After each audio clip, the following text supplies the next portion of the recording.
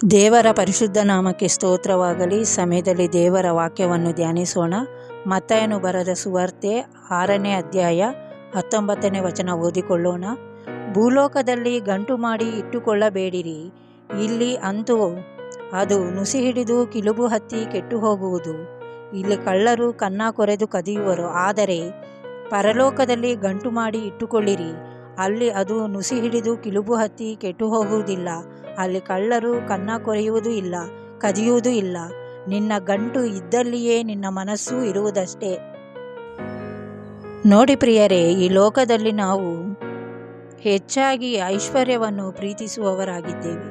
ಆಸ್ತಿ, ಚಿನ್ನ, ಬೆಳ್ಳಿ, ಮನೆ, ಮಠ, ಪ್ರತಿಯೊಂದು ಐಶ್ವರ್ಯವನ್ನು ಮಾತ್ರ ನಾವು ಈ ಲೋಕದಲ್ಲಿ ಪ್ರೀತಿಸುವವರಾಗಿದ್ದೇವೆ.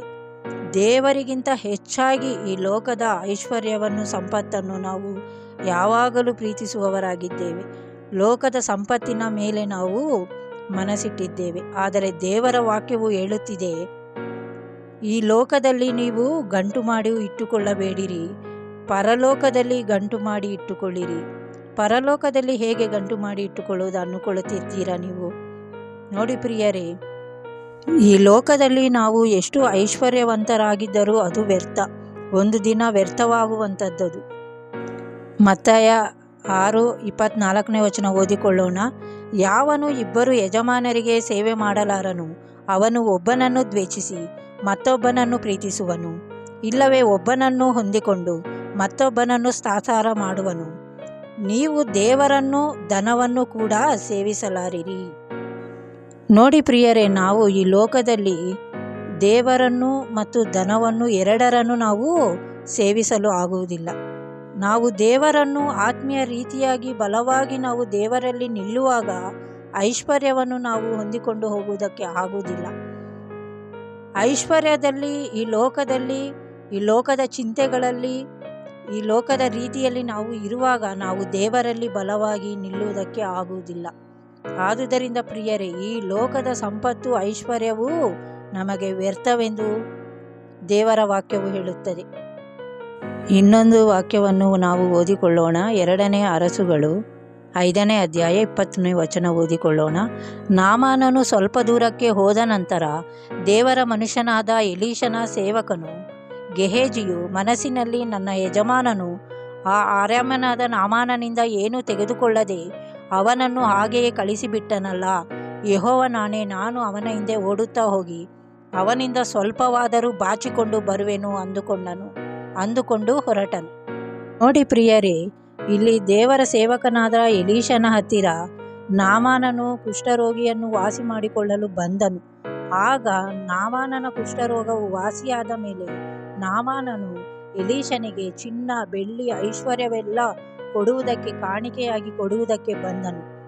ಆದರೆ ಎಲೀಷನು ಏನನ್ನೂ ತೆಗೆದುಕೊಂಡಿಲ್ಲ. ಎಲ್ಲ ಬೇಡವೆಂದು ಹೇಳಿ, ನನಗೆ ಕಾಣಿಕೆ ಯಾವುದು ಬೇಡ, ಯೆಹೋವನ ನಾಮದಲ್ಲಿ ನೀನು ಸ್ವಸ್ಥವಾಗಿದ್ದೀಯಾ, ಅಷ್ಟೇ ನನಗೆ ಸಾಕು ಎಂದು ಹೇಳಿ ಕಳಿಸಿದನು. ಆದರೆ ಎಲೀಷನ ಸೇವಕನಾದ ಗೆಹೇಜಿಯು ಈ ಮಾತನ್ನು ಕೇಳಿಸಿಕೊಂಡು, ನಾಮಾನನು ಸ್ವಲ್ಪ ದೂರ ಹೋದ ನಂತರ ಗೆಹೇಜಿಯು ಹಿಂದೆಯೇ ಓಡಿ ಹೋಗಿ ನಾಮಾನನಿಂದ ಬೆಳ್ಳಿ, 2 ಜೊತೆ ದುಸ್ತು ಬಟ್ಟೆಗಳನ್ನು, ಎಲ್ಲ ಐಶ್ವರ್ಯವನ್ನು ತೆಗೆದುಕೊಂಡು ಬಂದನು.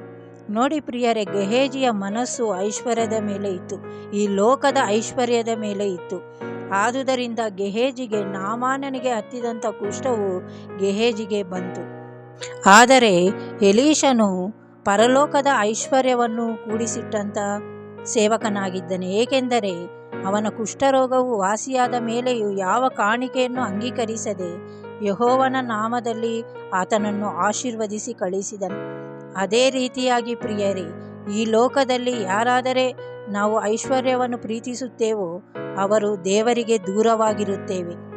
ಆದರೆ ದೇವರಲ್ಲಿ ಬಲವಾಗಿರುವವರು ಐಶ್ವರ್ಯವಂತರಾಗದೆ, ಈ ಭೂಲೋಕದಲ್ಲಿ ಐಶ್ವರ್ಯವಂತರಾಗಿರದೆ ಪರಲೋಕದಲ್ಲಿ ಐಶ್ವರ್ಯವಂತರಾಗಿರುತ್ತೇವೆ.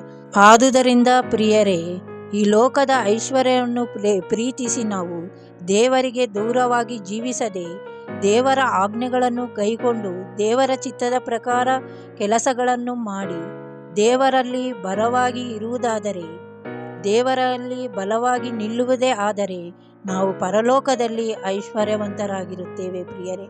ಆದುದರಿಂದ ಪ್ರತಿಯೊಬ್ಬರೂ ನಾವು ಪರಲೋಕದಲ್ಲಿ ಐಶ್ವರ್ಯವನ್ನು ಕೂಡಿಸಿಡುವಂಥವರಾಗಿರಬೇಕು. ಪ್ರತಿಯೊಬ್ಬರೂ ಈ ಲೋಕದ ಐಶ್ವರ್ಯದ ಮೇಲೆ ಮನಸ್ಸಿಡದೆ ಪರಲೋಕದಲ್ಲಿ ನಾವು ಐಶ್ವರ್ಯವನ್ನು ಮಾಡುವಂಥವರಾಗಿರಬೇಕು. ಚಿಕ್ಕ ಪ್ರಾರ್ಥನೆ ಮಾಡಿಕೊಳ್ಳೋಣ. ಸ್ತೋತ್ರ ಸ್ತೋತ್ರ ಪರಿಶುದ್ಧಾತ್ಮನೇ, ಸ್ತೋತ್ರಪ್ಪ. ಸ್ತೋತ್ರ ಕರ್ತನೆ. ಈ ಸಮಯದಲ್ಲಿ ಕರ್ತನೆ, ಹೌದು ಕರ್ತನೆ, ನಾವು ಈ ಲೋಕದ ಐಶ್ವರ್ಯವನ್ನು ತ್ಯಜಿಸಿ ಅಪ್ಪ ಪರಲೋಕದಲ್ಲಿ ಐಶ್ವರ್ಯವನ್ನು ನಾವು ಸೇವಿಸುವಂಥವರಾಗಿರಬೇಕು ಕರ್ತನೆ. ಪರಲೋಕದ ಐಶ್ವರ್ಯವನ್ನು ನಾವು ಹೊಂದಿಕೊಂಡು ಜೀವಿಸುವವರಾಗಬೇಕು ಕರ್ತನೆ. ಈ ಲೋಕದ ಐಶ್ವರ್ಯವು ವ್ಯರ್ಥ ಕರ್ತನೆ. ಈ ಲೋಕದಲ್ಲಿ ಪ್ರತಿಯೊಂದು ನಮಗೆ ವ್ಯರ್ಥ ಕರ್ತನೆ. ಆದರೆ ಪರಲೋಕದಲ್ಲಿ ಐಶ್ವರ್ಯವನ್ನು ಮಾಡಿದರೆ ಶಾಶ್ವತವಾದ ಐಶ್ವರ್ಯ, ಶಾಶ್ವತವಾದ ನಿಧಿಯಾಗಿರುವುದು ಕರ್ತನೆ. ನಿನ್ನ ಚಿತ್ತದ